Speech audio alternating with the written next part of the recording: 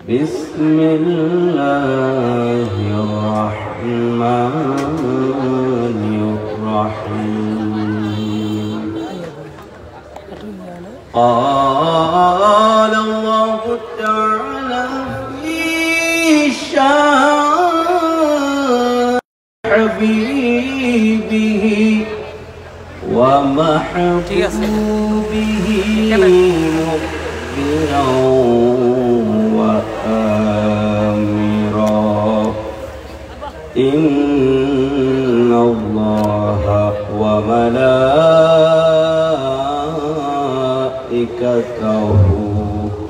يصلون على النبي يا أيها الذين آمنوا صلوا عليه وسلموا تسليما اللهم صل على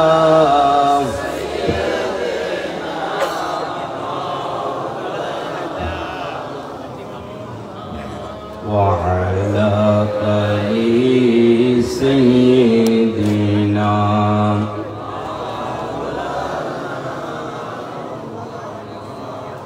কঠিন হাসরের দিনে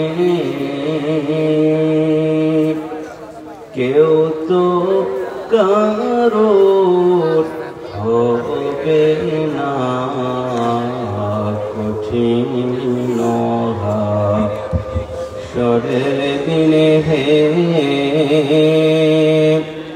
কেউ তো কারোর হবে না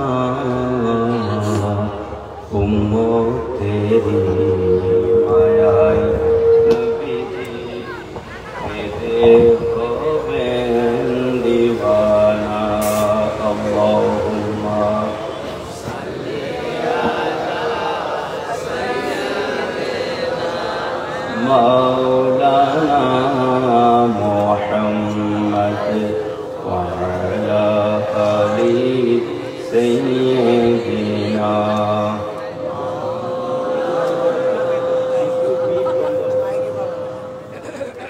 تیری نسل پاک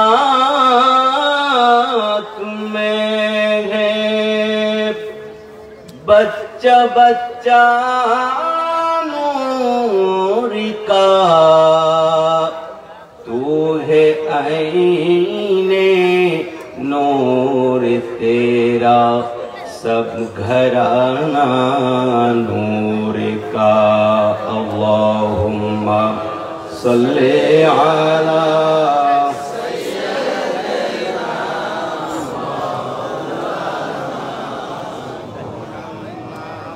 وعلی آل سیدنا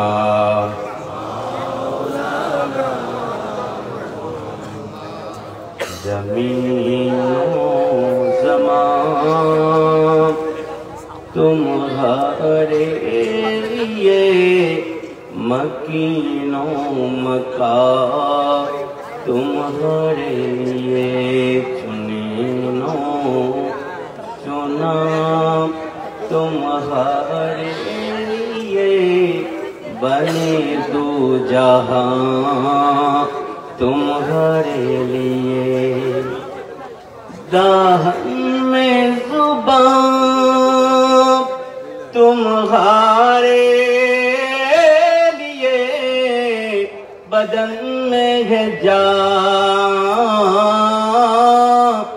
تمہارے لیے ہم آئے یہاں تمہارے لیے اٹھے بھی وہاں تمہارے لیے ہم آئے یہاں تمہارے لیے اٹھے بھی وہاں تمہارے لیے زمین و زمان تمہارے لیے مکین و مکان تمہارے لیے चुनीनो चुना तुम्हारे लिए बने दो जहां तुम्हारे लिए अल्लाहुम्मा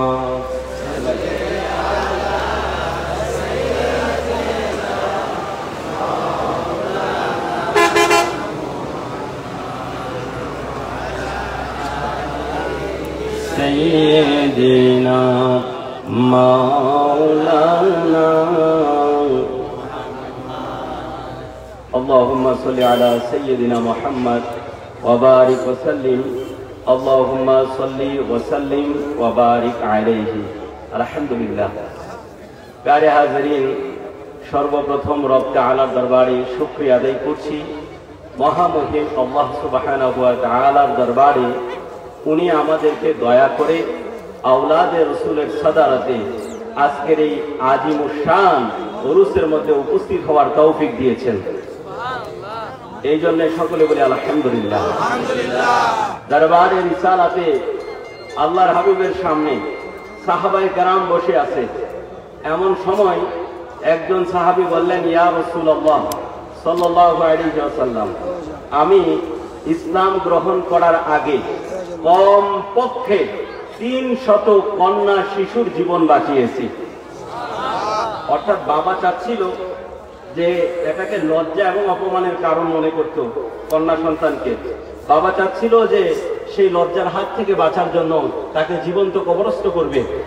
এই সাহাবী তাকে বুঝিয়ে যেইভাবেই হোক এমন করে কমপক্ষে 300 কন্যা শিশুর জীবন বাঁচিয়েছে। তো সাহাবী আরজ করলেন, ইয়া রাসূলুল্লাহ, আমি যে এমন অতি উত্তম কাজগুলো করেছি এর জন্য কি আমার কোনো সওয়াব হবে না, আমার কোনো নেক হবে না?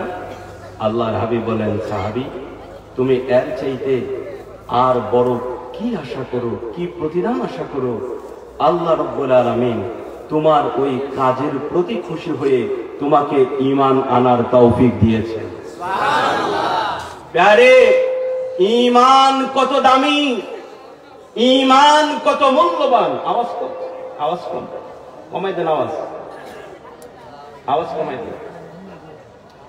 ঈমান কত দামি, ঈমান কত মূল্যবান, সেই ঈমান আমার আল্লাহ মেহেরবানি করে দয়া করে আমাদেরকে প্রদান করেছেন।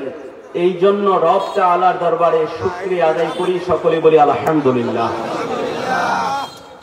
প্যারে হাজরিন, এই পৃথিবীতে যত আপন দেখেন, মা বলেন, বাবা বলেন, ভাই বলেন, বোন বলেন, স্বামী স্ত্রী, সন্তান, পরিবার পরিজন, বন্ধু বান্ধব, যত আপন দেখেন স্বার্থের কারণে, অর্থের কারণে, সম্মানের কারণে, প্রভাব প্রতিপত্তির কারণে তাদের সাথে সবসময় সম্পর্ক থাকে, যদিও থেকে যায়, যদিও থেকে যায়। মনে রাখবেন, ময়দানে মাহশার পর্যন্ত, হাসরের ময়দানে আর এই সম্পর্ক থাকবে না।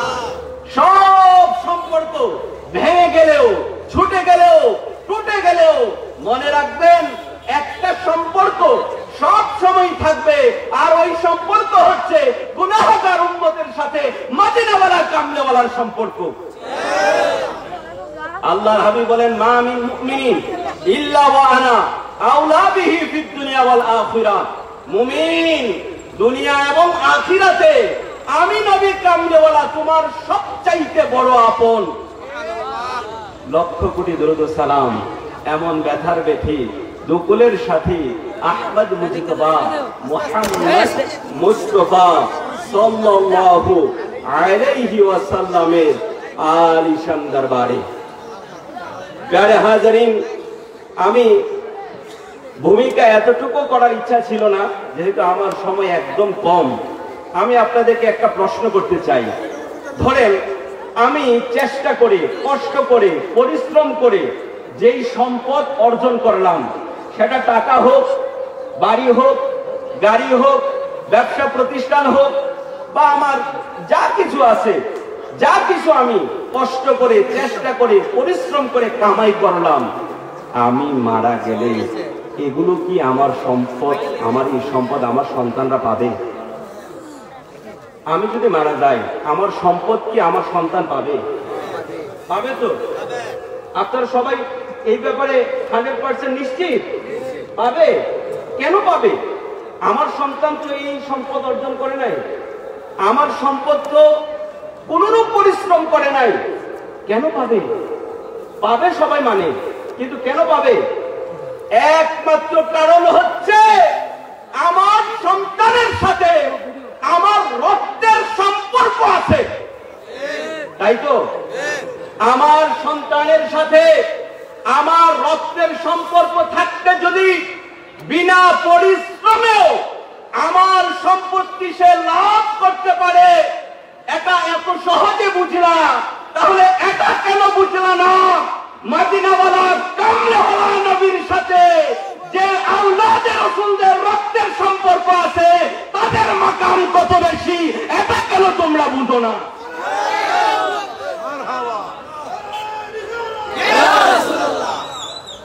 আহলে রসুলের মাকাম বুঝেন, আহলে রসুলের মর্তবা বুঝেন। আল্লাহ তাআলা, উলামায়ে কেরাম বলেন, আল্লাহ তাআলা এই পৃথিবীটারে তার হাবিবের ভালোবাসায় সৃষ্টি করছেন। শুধু ইবাদত না, হ্যাঁ ইবাদত তো করতে হবে, আল্লাহ বিধান দিচ্ছেন, কিন্তু শুধু ইবাদত না, কারণ ইবাদত করার জন্য ফেরেশতাই যথেষ্ট ছিল। আবার গুনাহ ছাড়া, গুনাহ নাই, গুনাহ ছাড়া ইবাদত করার জন্য ফেরেশতাই যথেষ্ট ছিল।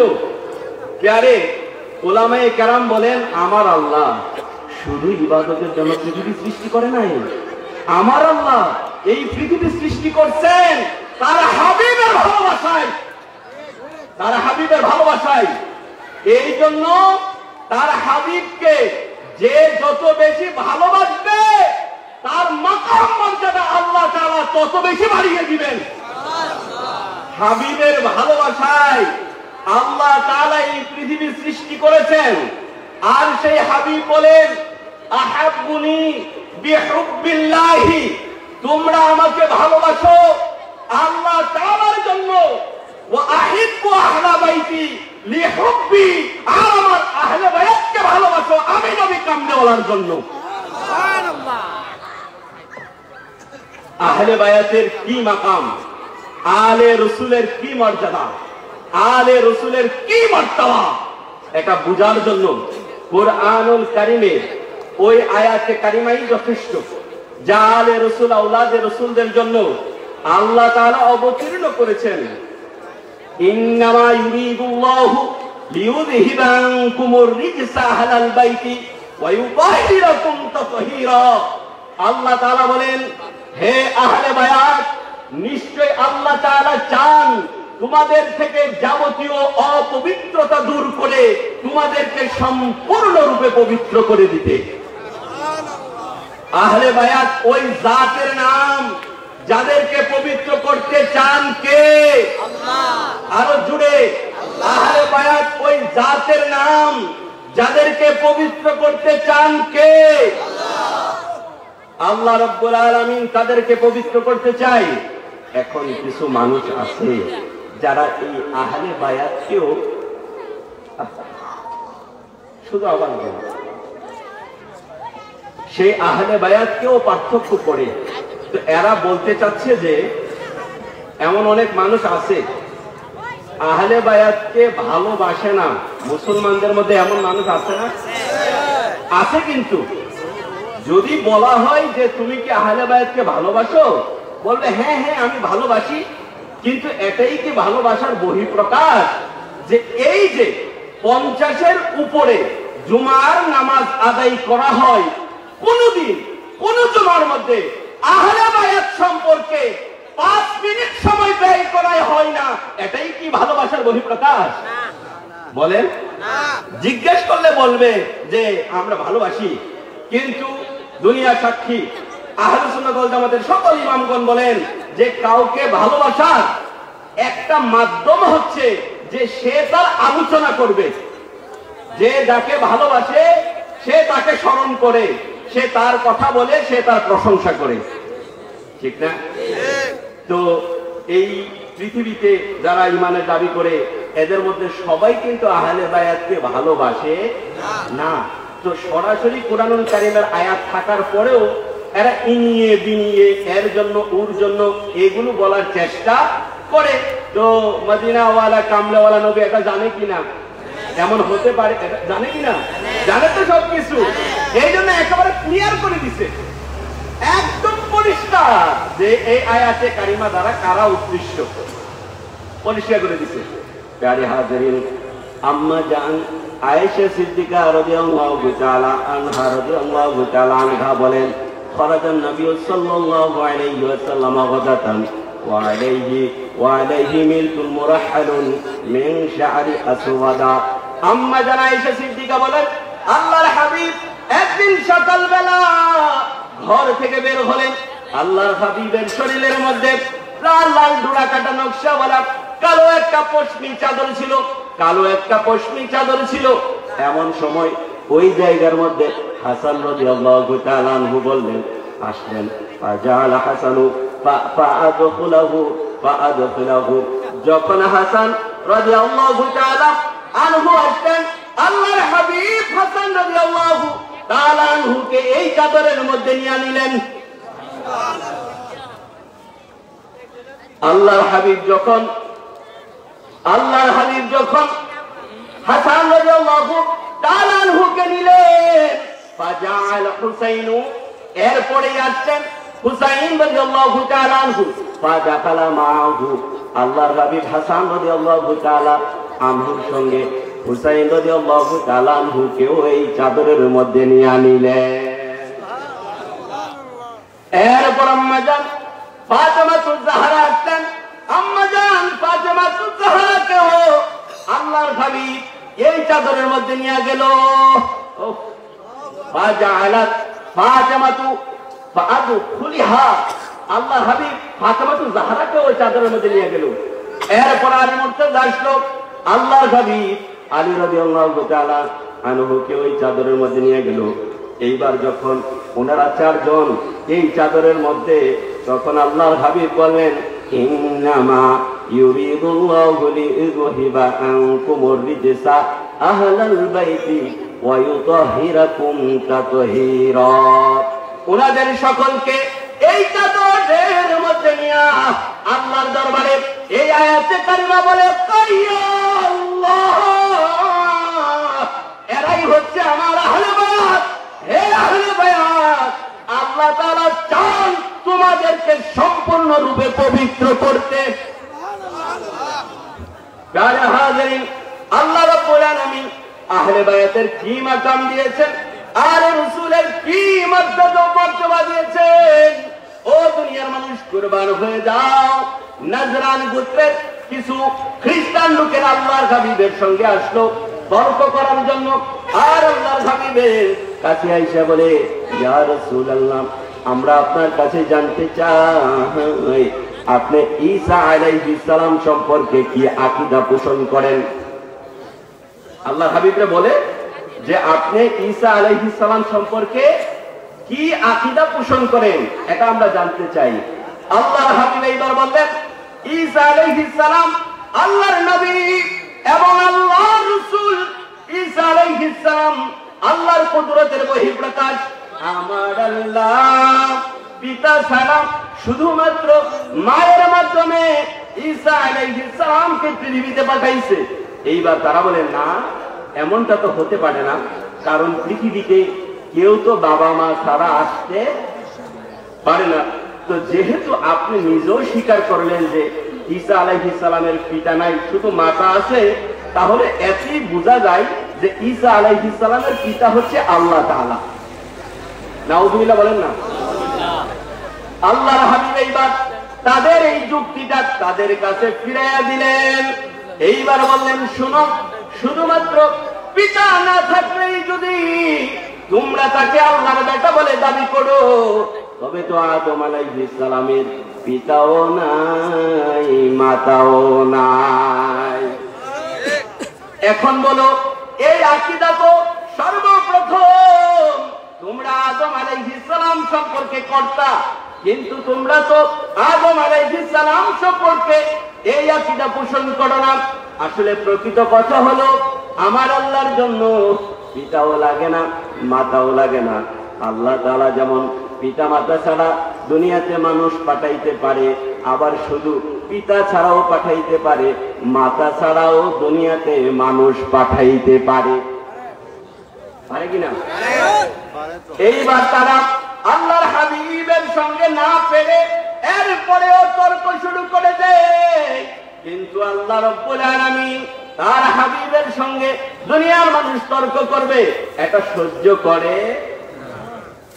আল্লাহর হাবিবের সাথে কেউ আল্লাহর হাবিবকে কষ্ট দিবে, এটা আল্লাহ তাআলা সহ্য করে না। আল্লাহর প্রিয় হাবিব আপনি কাঁটাবিহীন একটি গোলাপ, আপনাকে কেউ কষ্ট দিলে, আপনাকে কেউ কষ্ট দিলে স্বয়ং আল্লাহ দেই জবাব।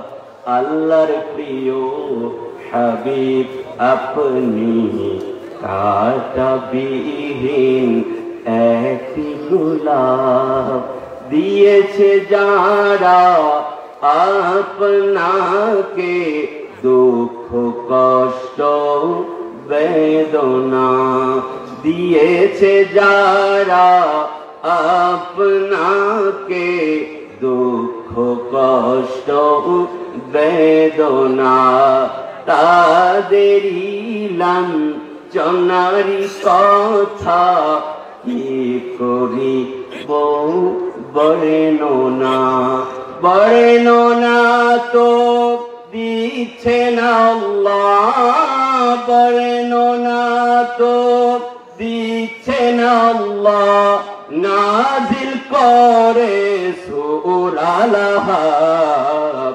আল্লাহর প্রিয় হাবিব আপনি কাঁটাবিহীন একটি গোলাপ, আপনাকে কেউ কষ্ট দিলে, আপনাকে কেউ কষ্ট দিলে স্বয়ং আল্লাহ দেই জবাব।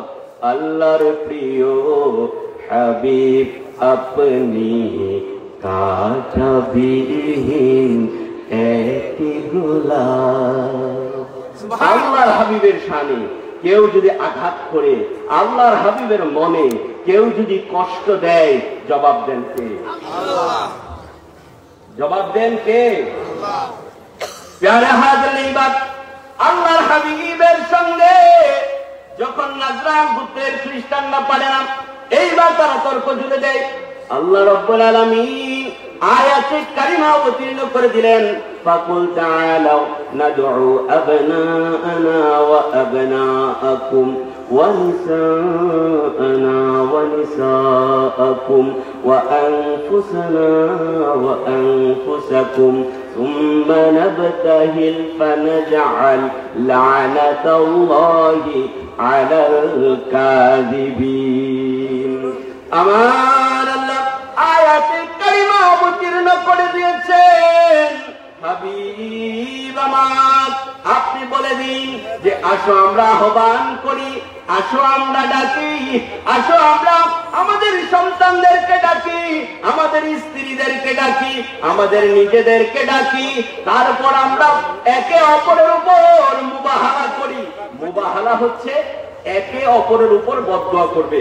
অর্থাৎ দুইটা দল যখন একটা দাবি করবে, দুইটা দল যখন উভয়ে হক হওয়ার দাবি করবে, তখন আল্লাহর কাছে এই ফরিয়াদ করবে, আল্লাহ যদি তারা সঠিক হয়ে থাকে তাহলে আমাদেরকে ধ্বংস করে দাও, আর যদি আমরা সঠিক হয়ে থাকি তাহলে তাদেরকে ধ্বংস করে দাও।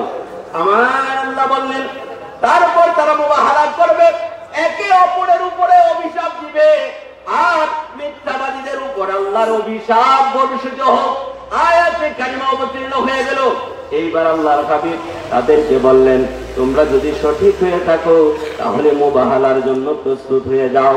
নাজরান বুঝতে যেই খ্রিস্টানরা আসলো, তারা 3 দিনের সময় চাইলো। কয়দিন?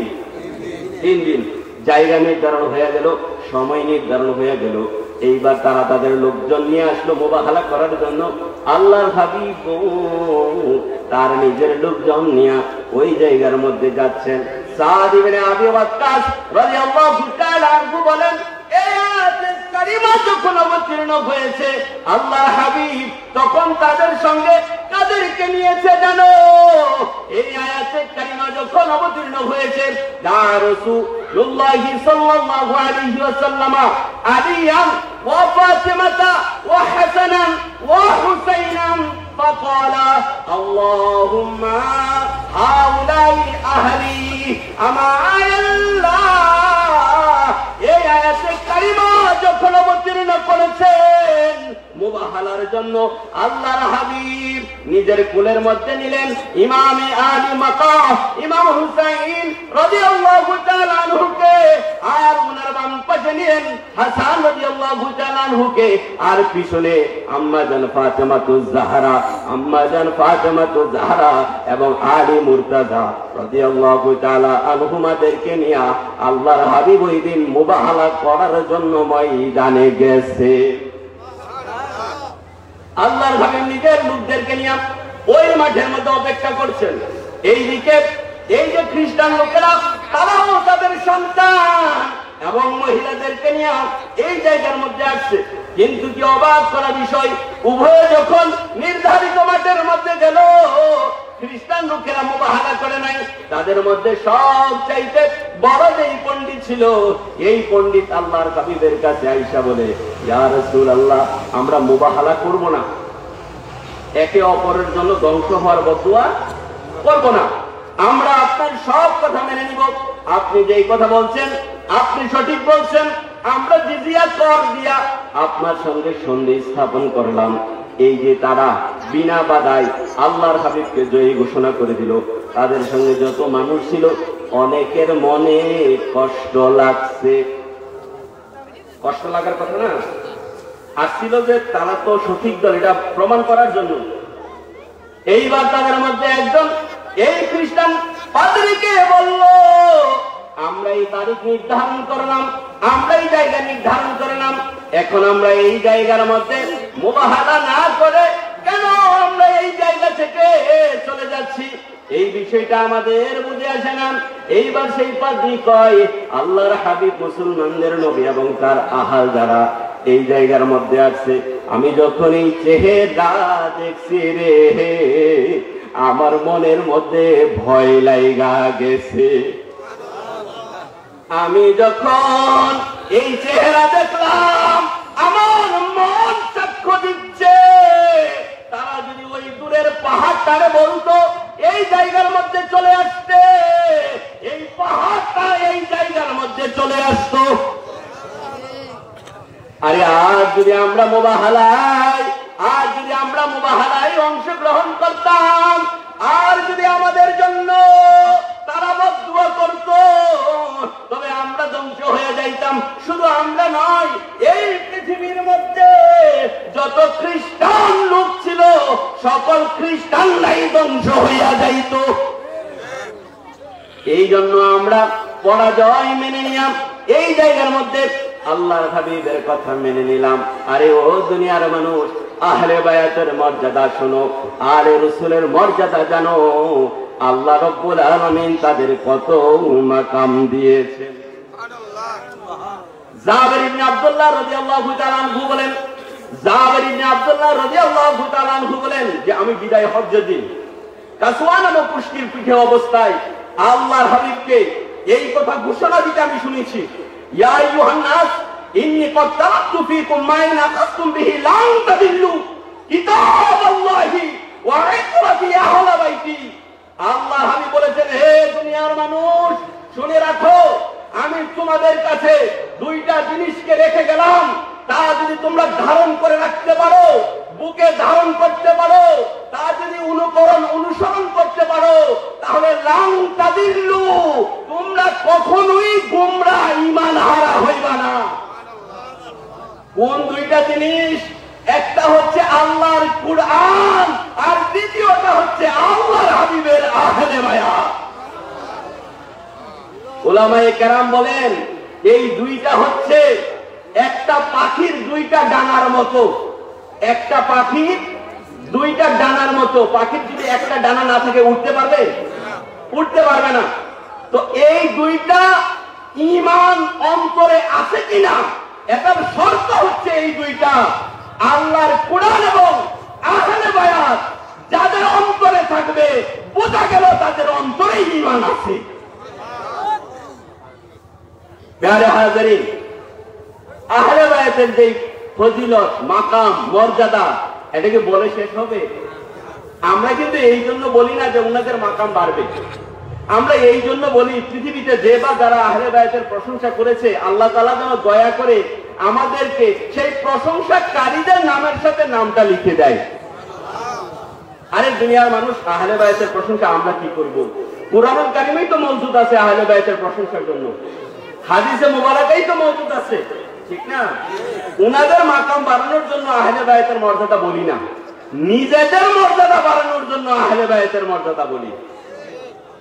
প্যারে হাজিরিন, আহলে বায়াতের মধ্যে আমার আল্লাহ রাব্বুল আলামিনের হাবিব যাদেরকে অত্যাধিক মহব্বত করতে ভালোবাসতো সেই দুইজনের মধ্যে দুইজন হচ্ছে হাসান এবং হুসাইন রাদিয়াল্লাহু তাআলা আনহুমা। আল্লাহর হাবিব বলেন, মান আহাব্বাল হাসান ওয়াল হুসাইনা ফাকাদ আহাব্বানি ওয়া মান আবগাদাহুমা ফাকাদ আবগাদানি। যে বা যারা হাসান এবং হুসাইনকে ভালোবাসবে তারা যেন আমি নবীকে ভালোবাসে, আর হাসান এবং হুসাইনের সঙ্গে যে বিদ্বেষ রাখবে সে যেন আমি নবী কামলেওয়ালার সঙ্গে বিদ্বেষ রাখলো। প্যারে হাজিরিন, মাদায়েন শহর যখন বিজয় হয়ে গেছে, উমর ফারুক রাদিয়াল্লাহু তাআলা আনহু তখন খিলাফতের মসনদে ছিল। উনি মাদায়েন শহর বিজয় হওয়ার পরে যেই সমস্ত গনিমতের মালগুলো লাভ করেছেন মসজিদে নববীর সামনে চাদর গালিচা বিছায়া ওই মালগুলো একত্রিত কইরা যে যার যতটুকু প্রাপ্য ওনাদেরকে বন্টন করে দিচ্ছেন। এমন সময় ইমামে আলী মাকাম ইমাম হাসান রাদিয়াল্লাহু তাআলা আনহু আসলেন। উনি ওনাকে 1000 দিরহাম দিলেন। আমি আপনাদের মনোযোগ আকর্ষণ করছি, সংখ্যাটা মনে রাখবেন। কত কত দিছে? 1000। ওনার পরে ইমামে আলী মাকাম ইমাম হুসাইন রাদিয়াল্লাহু তাআলা আনহু আসলেন। উনি ওনাকেও দিলেন 1000 দিরহাম। তো ওনাদের দুইজনের ঠিক পরেই উমর রাদিয়াল্লাহু তাআলা আনহুর নিজের সন্তান আব্দুল্লাহ ইবনে উমর রাদিয়াল্লাহু তাআলা আনহুমা উনি আসলেন, ওনাকে দিলেন 500 দিরহাম। কত দিছে? 500। সমান না কম? এই যে 500 দিরহাম দিল, আব্দুল্লাহ ইবনে উমর নিজের বাবাকে প্রশ্ন করলো, আব্বা জান আমি দেখলাম আপনি হাসান এবং হুসাইন রাদিয়াল্লাহু তাআলা আনহুমা ওনাদের দুইজনকে দিলেন 1000 করে, কিন্তু আমাকে দিলেন 500 দিরহাম করে। আব্বা জান আমি বুঝলাম না কোন কারণে আমাকে আপনি 500 দিরহাম দিলেন। আব্বা জাহান আমি আল্লাহর হাবিবের সঙ্গে জিহাদের মধ্যে অংশগ্রহণ করেছি, আমি আল্লাহর হাবিবের সঙ্গে যুদ্ধে গিয়েছি, আল্লাহর হাবিবের পিছনে নামাজ আদায় করেছি, আমি আল্লাহর হাবিব থেকে হাদিস সংগ্রহ করেছি, দুনিয়ার মানুষকে মাশাআল্লাহ শিক্ষা দিয়েছি। অথচ ওই সময় মদিনার ধুলো এবং বালি নিয়া ইমাম হাসান এবং হুসাইন খেলাধুলা করত। আব্বা জান আমার বুঝে আসলো না, আপনি তাদেরকে দিলেন 1000 দিরহাম কিন্তু আমাকে দিলেন 500 দিরহাম। আব্বা জাহান কোন মর্যাদার কারণে আপনি তাদের থেকে আমাকে কম দিলেন? আমার বিষয়টা বুঝে আসতেছে না। উমর ফারুক রাদিয়াল্লাহু তাআলা আনহু বললেন, সন্তান রে তুমি একটা কম্পেয়ার মানে তুলনা করার চেষ্টা করছে আর কি, যে ওনার তো মর্যাদা কোনো অংশে কম না, যে কোন কারণে ওনাকে অর্ধেক দিল। উমর ফারুক বললেন যে সন্তান আমার, আমি যেই কারণে তাদেরকে তোমার থেকে দ্বিগুণ দিয়েছি তাদের মর্যাদার কারণে। তুমি জানো না তারা কারা? তারা ওই জাতের নাম যাদের পিতা হচ্ছে আসাদুল্লাহিল গালিব ইমামুল মাশারিক ওয়াল মাগারিব আলী মুর্তজা, যাদের মা হচ্ছে ফাতেমাতুজ জাহরা, যাদের নানা হচ্ছে রসুলে খুদা, যাদের নানি হচ্ছে খাদিজাতুল কুবরা, যাদের চাচা হচ্ছে জাফর তাইয়ার, যাদের ফুফু হচ্ছে উম্মে হানি, যাদের মামা হচ্ছে ইব্রাহিম ইবনে রাসূলুল্লাহ, যাদের খালা হচ্ছে রুকাইয়া বিনতে রাসূলুল্লাহ, যাদের খালা হচ্ছে উম্মে কুলসুম বিনতে রাসূলুল্লাহ, যাদের খালা হচ্ছে যায়েনব বিনতে রাসূলুল্লাহ। আরে কলিজার টুকরা, তারা আহলে বায়তের সদস্য, তাদেরকে ভালোবাসা আল্লাহ তাআলা কুরআনুল কারীমের মাধ্যমে ফরজ করে দিয়েছে।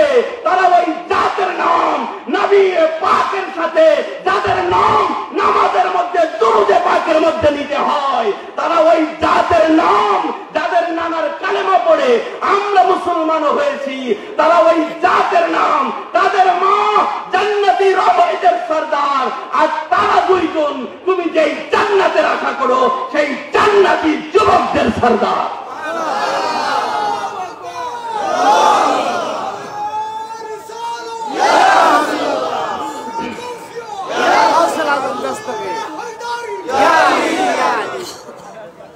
আব্দুল্লাহ ইবনে উমর বলল, আব্বাজান, আপনি যে সিদ্ধান্ত নিয়েছেন একেবারে একদম সঠিক সিদ্ধান্ত নিয়েছেন। কোন অবস্থাতেই আমি তাদের সমকক্ষ হতে পারবো। তো আব্বাজান, আপনি সঠিক সিদ্ধান্ত নিয়েছেন। আরে সাহাবায়ে কেরামদের দৃষ্টিকোণ হচ্ছে এমন, সাহাবায়ে কেরাম আহলে বায়াতকে কোন দৃষ্টিতে দেখতেন একটু আন্দাজ করা যায়। আরো একটু যদি আমি এই বিষয়ে আলোচনা করি, যে এই আলোচনাটা করলে কিছুটা আন্দাজ করতে পারবেন যে ওনাদের মাকাম কত, ওনাদের মর্তবা কত, ওনাদের মর্যাদা কত। আবু হুরায়রা রাদিয়াল্লাহু তাআলা আনহু একদিন রাস্তা দিয়ে যাচ্ছিলেন, তখন দেখে যে ইমামে আলী মাকা ইমাম হুসাইন রাদিয়াল্লাহু তাআলা আনহু এই রাস্তা দিয়ে আসতেছে। তো যখনই ইমামে পাককে উনি দেখলেন, তো দেখার সঙ্গে সঙ্গে উনি দাঁড়ায় গেছে, আসলো কাছে। আসার পরে ওনার শরীরের মধ্যে যে চাদর ছিল, সেই চাদরটা দিয়ে ইমাম হুসাইন রাদিয়াল্লাহু তাআলা আনহুর চেহারা মোবারক থেকে যে ধুলো বালি ছিল এগুলো পরিষ্কার করে দিচ্ছিল।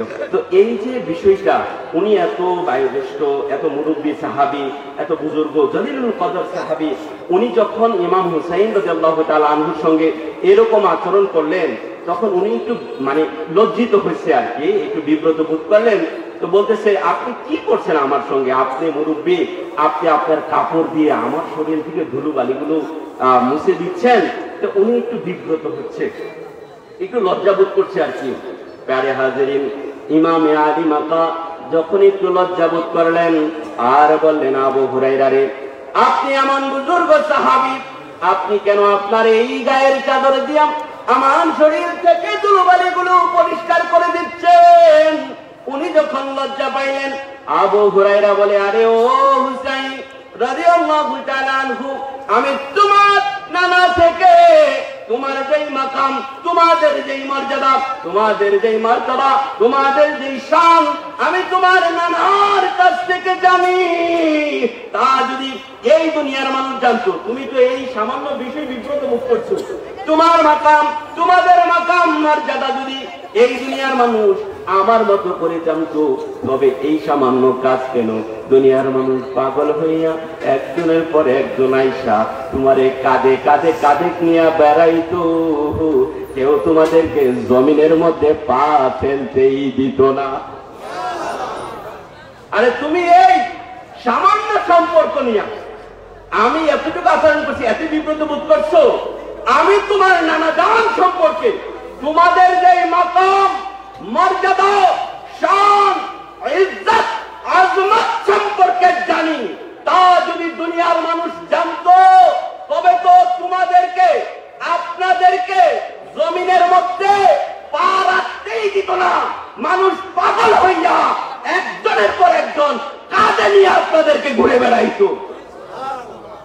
কি মাকাম, কি মর্যাদা, কি শান আল্লাহ রাব্বুল আলামিন আহলে বায়াতকে দিয়েছেন। আলহামদুলিল্লাহ বলেন। এমন আহলে বায়াতের দামান ধরতে পেরে খুশি না বেজার? ইয়ারে আমি ওই তো শুরুতেই বলছি যে আহলে বায়াতের প্রশংসা না আমি বলে শেষ করতে পারবো, আর না আমাদের পক্ষে বলে শেষ করা সম্ভব সম্ভব না। কিন্তু আমার সময় নির্ধারিত। এই জন্য আমাকে ছেড়ে দিতে হচ্ছে।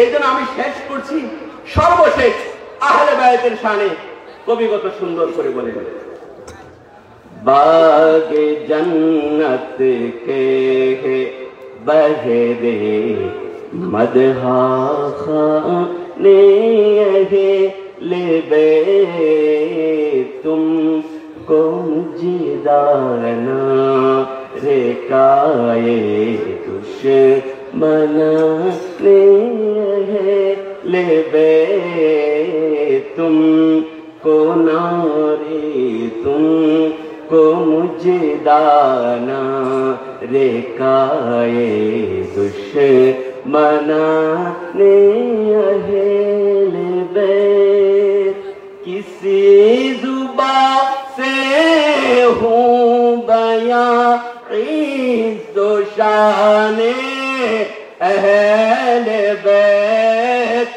किसी जुबाने से हूँ बयां इज़्ज़ो शाने अहले बैत, आया ये तत्हीर से ज़ाहिर है शाने अहले बैत, आया ये तत्हीर से ज़ाहिर है शाने अहले बैत, सर कटाना धर लौटाना कोई उनसे सीख ले, सर कटाना धर लौटाना कोई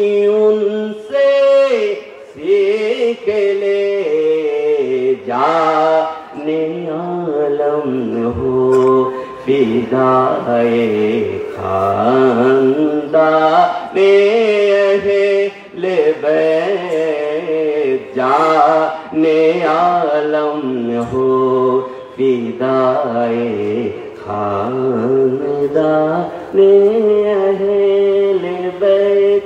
কবি বলেন যে ইসলামের জন্য নিজের পরিবারকে বিসর্জন দেওয়া, নিজের গর্দানকে বিসর্জন দেওয়া, এটা ইমামে আলী বাকা ইমাম হুসাইন আমাদেরকে শিখিয়ে গিয়েছেন। আহলে বায়াত এমন জাতে পাকের নাম যে বিষয়টা এমন নয় যে শুধুমাত্র আল্লাহর হাবিবের পবিত্র রক্ত হওয়ার কারণে, পবিত্র বংশ হওয়ার কারণে, নাতি হওয়ার কারণে ওনাদেরকে এমন মর্যাদা দিয়েছেন, এমন মর্তবা দিয়েছেন। বিষয়টা শুধুমাত্র এর মধ্যেই সীমাবদ্ধ না, মর্যাদার জন্য এতটুকু যথেষ্ট ছিল। কিন্তু ইমাম হাসান ইমাম হুসাইন রাদিয়াল্লাহু তাআলা আনহুমা দুনিয়ার জগৎবাসীকে দেখিয়ে দিয়েছেন যে ইসলামের জন্য ওনাদের কত ত্যাগ, কত কুরবানি ছিল। এর প্রমাণ 61 হিজরিতে কারবালার জমিনের মধ্যে ইমামে আলী মাকা নিজের কলিজার টুকরাদেরকে নিজের তাজা রক্ত দিয়া নানা ধরনের ইসলামকে রক্ষা করে দুনিয়াবাসীকে দেখিয়ে গিয়েছেন। কারবালার যুদ্ধ কি, কারবালার যুদ্ধ কি সাম্রাজ্যের যুদ্ধ ছিল? বলেন, কারবালার যুদ্ধ কি ক্ষমতার যুদ্ধ ছিল? ক্ষমতার যুদ্ধ যদি হইতো তাহলে কি এই 72 জন মানুষ নিয়ে যাইতো? আহলে বায়াতের মর্যাদা এত কম না, আধিপত্য এত কম নয় যে কোন যুদ্ধের ডাক দিলে 72 জন মানুষ যাবে। কি বলেন, ঠিক না? এত কম কিন্তু মর্যাদা না যে 72 জন মানুষ যাবে, এত কম নয়। তাহলে বোঝা গেল কারবালার যুদ্ধ ক্ষমতার যুদ্ধ ছিল না, কারবালার যুদ্ধ ছিল ঈমান এবং ইসলামের যুদ্ধ। কারবালার জমিনের মধ্যে তারা যে শর্ত ছুঁড়ে দিয়েছে যে আপনি ইয়াজিদের হাতে হাত রেখে বায়াত গ্রহণ করতে হবে। ইয়াজিদ খলিফাতের খেলাফতের মসনদে বসে গেছে। মনে রাখবেন, ইসলামী সাম্রাজ্যে খলিফা এমন গুরুত্বপূর্ণ দায়িত্ব ছিল। আমি একটা উদাহরণ দিই, আপনাদেরকে বুঝতে সহজ হবে। আমরা একটা বাসের প্যাসেঞ্জার, আর এই বাসে ড্রাইভার যদি মাতাল হয় আমাদের কি অবস্থা হবে? মানে যে যেভাবে পারে বলবে যে আগে জান বাঁচাই, অনেকে জানালা দিয়ে কি দিবে, লাভ দিবে, ঠিক না? তো একটা বাসে ড্রাইভার মাতাল হলে আমাদের জীবনের জন্য যত ক্ষতিকর, এর চাইতে হাজার লক্ষ কোটি গুণ বেশি ক্ষতিকর হচ্ছে ইসলামী সাম্রাজ্যে প্রধান যে হবে সে যদি মাতাল হয়। এই ইয়াজিদ মাতাল ছিল, ফাসিক ছিল, ফাজির ছিল, পাপিষ্ঠ ছিল, বেনামাজি ছিল। এই ইয়াজিদের হাতে যদি ইমামে আলিমাকে হাত রাখতো, কিয়ামত পর্যন্ত বাতিলের হাতে হাত রাখা আহলে বায়াতের সুন্নত হয়ে যাইত। কিয়ামত পর্যন্ত ইসলাম ভুলুণ্ঠিত হয়ে যেত। দ্বীন ইসলাম এখন যেভাবে আমরা পাইছি, একেবারে বুখারী শরীফ আছে, মুসলিম শরীফ আছে, ফিকহের কিতাব আছে। আরে 61 হিজরিতে না বুখারী শরীফ ছিল, না মুসলিম ছিল, না নাসাই ছিল, না আবু দাউদ ছিল, না তাফসীর ছিল, না ইমামগঞ্জের যেই মাযহাব আছে, হানাফি বলেন, শাফি বলেন, মালিকি বলেন, হাম্বলি বলেন, কোন ধরনের মাযহাবই ছিল না। তখন ইসলামী খলিফাদের মাধ্যমে ইসলামের শাসন ব্যবস্থা, বিধি বিধান মানুষের কাছে অর্পণ হইতো, রাষ্ট্রীয়ভাবে কায়েম হতো। আর ওই জায়গার মধ্যে ইয়াজিদ বসে গেছে। তার মানে হলো ইয়াজিদের আনুগত্য করার মানে হচ্ছে ইসলামকে ধ্বংস করে দেওয়া। এই জন্য ইমামে আলী মাতা ওই দিন নিজের পরিবারের একেবারে ছোট থেকে মাসুম 6 মাসের বাচ্চা থেকে নিয়ে আলী আসগর থেকে নিয়ে আলী আকবর পর্যন্ত চোখের সামনে কুরবানি হতে দেখেছেন, রক্ত প্রবাহিত হতে দেখেছেন, নিজের তাজা রক্ত ঢেলে দিয়েছেন। এরপরেও নানা জানের ইসলামকে কলঙ্কিত করতে দেয় না। এই জন্য আশেক বলেন যে তুমি যদি ইসলামের জন্য ঘর লুটানা, সার কাটানা শিখতে চাও, তাহলে ইমাম হুসাইন পাক আহলে বায়াতকে তোমরা দেখো। গায়ে হাজিরিন, আমি আমার আলোচনার দীর্ঘায়িত করছি না। আমি এই জায়গার মধ্যেই আমার আলোচনা ইতি টানছি। তো আমি এই কথা স্বীকার করছি যে আমার এলেমের দৈন্যতা আছে, ভুল ত্রুটি হতে পারে। আবার আহলে রাসূলের সামনে আমি কথা বলছি, আমি এমনিতেই একটু আবেগী হয়ে গেছি, বা তাজিমেরও তো খেলাফ একটু উচ্চ সুরে কথা বলেছি, আমি ক্ষমা চেয়ে নিচ্ছি।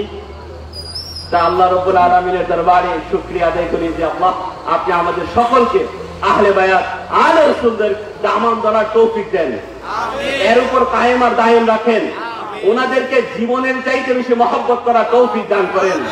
আমিন। ওয়া আখিরু দাওয়ানা আলহামদুলিল্লাহি রাব্বিল আলামিন। আসসালামু